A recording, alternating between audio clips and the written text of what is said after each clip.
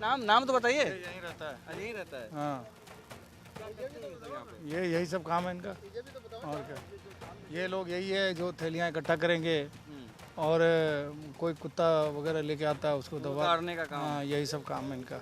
हमने तो कई बार लिखित शिकायत दिया, जो हमारी लोकल पुलिस है उनसे, एसडीएम को मैंने ये भी कहा था कि अगर आप नहीं मानेंगे आपको माननीय न्यायालय लेके जाऊंगा। बहुत सारी बातें कही हैं लेकिन लोग मानते नहीं हैं। मैं कोर्ट भी गया था छठ पूजा को लेकर के। यमुना सफाई सरकार ने हमें कहा था कि आप दोबारा पिटीशन दीजिए।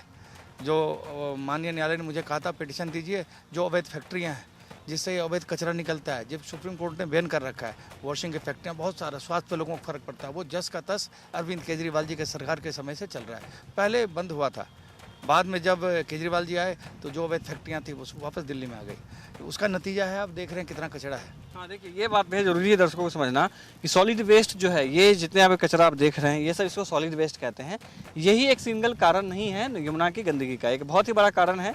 जो पूरे दिल्ली में 27-28 नाले पड़ते हैं, जिसमें कुछ नाले तो बंद हैं, लेकिन जो सीधे सीधे बिना एसटीपी के सीवेज ट्रीटमेंट प्लांट के ही सीधे जो पानी इसमें आता है, ये बदबू जो मैं महसूस कर पा रहा हूँ, कैमरे पे मैं आपको बदबू महसूस नहीं करवा सकता, हम यहाँ खड़े हैं तो वो हम महसूस कर पा रहे हैं। उसके वजह से जो है यहाँ पर ये स्थिति आती है।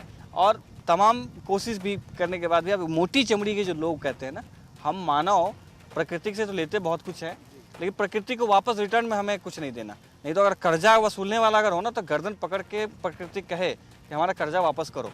हाँ, लोगों को पता तो चला था। जब कोविड आया था, सांस लेने में दिक्कतें लोगों को हुई थी, तब उनको पता चला था पेड़ लगाना चाहिए, गंदगी नहीं फैलाना चाहिए। लेकिन जो हमारे देश के लोग हैं उनकी मानसिकता बहुत अलग है। 4-5 सालों में हम भूल गए सारी चीज़ें। जो कोरोना के समय जो कोविड के टाइम पे वो प्रकृति ने दिया, स्वच्छ हवा दिया। आप देखेंगे अवैध फैक्ट्रियाँ हैं जिससे कि सांस लेने में लोगों को दिक्कत होती है, आवाज़ आता है। अवैध कचरा जो इसमें यमुना में जा रहा है वो बहुत बड़ा कारण है।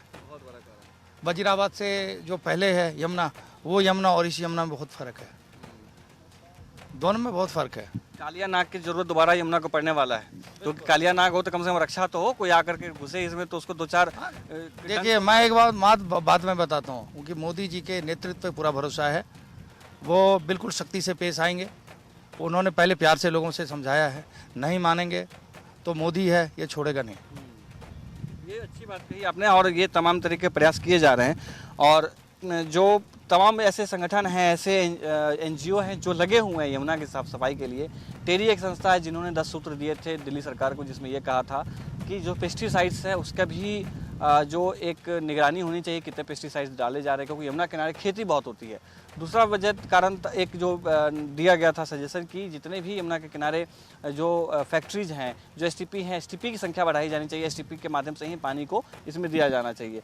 लेकिन स्थिति अब देखेंगे, अवधेश भाई आपको दिखाएंगे क्या, वो भी एक चीज़ और समझिए, वो जो आपको रास्ता दिखाई दे रहा है पुल, वो जो जाली लगी हुई है उसके बाद देखिए अभी किसी व्यक्ति ने ऊपर से कचरा डाला है, वो साफ दिखाई दिया है। अब जो इंडिया न्यूज़ लगातार कह रहा है कि रिवर कीपर की ज़रूरत है, ताकि कोई ये टोक सके, कोई रोक टोक कर सके कि जैसे